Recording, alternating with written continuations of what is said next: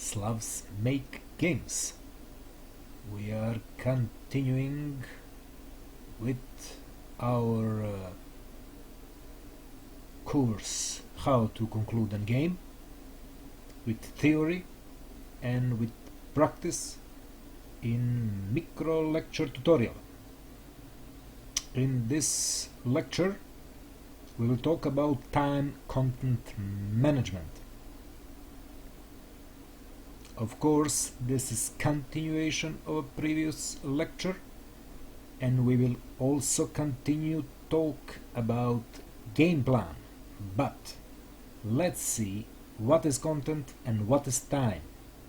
Simply said, content of your game is game design, usually graphic, and game mechanic, definitely code.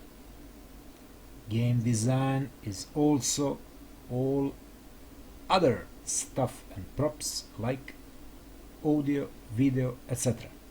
Time in your game plan is goal time, which is game creation time for a whole game, and a block time, which is only time for creation of one game block or part of your game.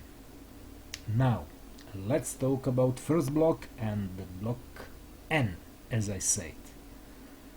Block 1 will be your first and most important part of a game, and you need to put some amount of time for this. And block N will be your testing time.